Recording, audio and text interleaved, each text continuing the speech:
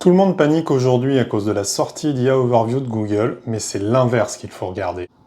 Le vrai sujet n'est pas la perte de clics informationnels, mais bien l'unification SEO et GEO en une seule discipline. Et ce coup-ci, c'est officiel. La France était le dernier grand marché à ne pas bénéficier du mode IA de recherche de Google. C'était lié à une discussion juridique entre les éditeurs de presse et Google, les éditeurs de presse semblent protégés, mais ça n'est pas le cas pour vous, les e-commerçants. Il faut garder à l'esprit que ce déploiement du mode IA de Google est un déploiement défensif dans sa stratégie face à ChatGPT.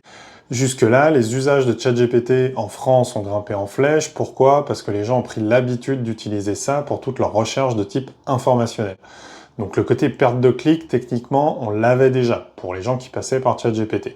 On va effectivement conserver, entre guillemets, cette perte de clics sur Google, mais elle va être compensée par des clics qui vont être beaucoup plus qualifiés. Que la seule base de données qui soit efficace, c'est celle de Google. Je pense pouvoir dire que le trafic de ChatGPT risque de revenir à un niveau plus normal. Là où c'est piégeux, c'est que la recherche informationnelle permet de qualifier votre site.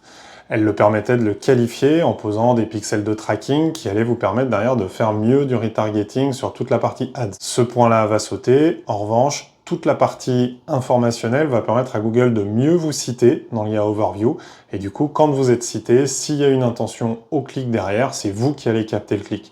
Ce qui veut dire que toute la partie longue traîne n'a jamais été aussi pertinente pour Google. Il faudra juste arrêter de viser le clic ou la visite comme seul indicateur. Structurer ces contenus pour l'IA n'a jamais été aussi pertinent, que ce soit pour la partie e-commerce purement de votre site internet, ou au contraire pour toute la partie informationnelle afin de renforcer votre citabilité par les IA. L'étape d'après, c'est la mise en place du protocole UCP. Le protocole UCP, c'est quoi? C'est un protocole qui fait que le mode agentique du e-commerce va pouvoir s'activer. C'est-à-dire qu'un agent IA va pouvoir acheter directement sur votre site internet. Ça veut dire que Google va pouvoir passer des achats directement sur votre site. Donc du coup, votre site ne servira plus forcément en termes de parcours d'achat systématiquement, mais bien un outil pour permettre à l'IA de passer la commande pour l'internaute.